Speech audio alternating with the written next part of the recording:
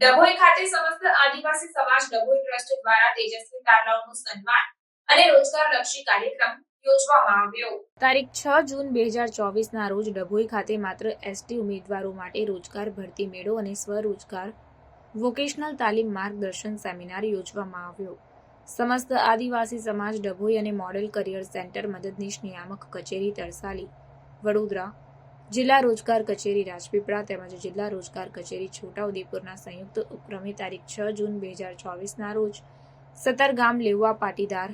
સમાજની વાડી યમુનાનગર સોસાયટી ડભોઈ ખાતે સવારે 9 કલાક સુધી ફક્ત અનુસૂચિત જનજાતિ મહિલા અને પુરુષ ઉમેદવારો માટે રોજગાર ભરતી મેળો યોજવામાં આવ્યો, જેમાં ધોરણ 10 અને 12 પાસ આઈટીઆઈ ગ્રેજ્યુએટ લાયકાત ધરાવતા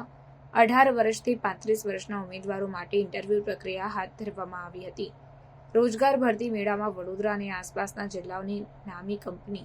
હાજર રહી હતી. સાથે સ્વરોજગાર વોકેશનલ સ્કિલ તાલીમ માટે માર્ગદર્શન આપવામાં આવ્યું તેમજ જે ઉમેદવારો લશ્કર કે અગ્નિવીર તરીકે કારકિર્દી બનાવવા માંગે છે તેઓને રાષ્ટ્રીય રક્ષા યુનિવર્સિટી ખાતે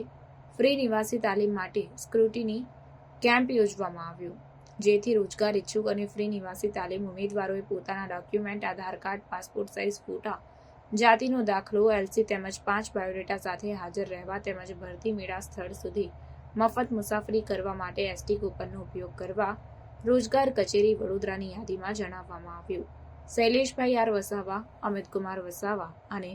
અનિલભાઈ વસાવા સાથે સચિનભાઈ વસાવા કાર્યક્રમ દરમિયાન ઉપસ્થિત રહ્યા હતા.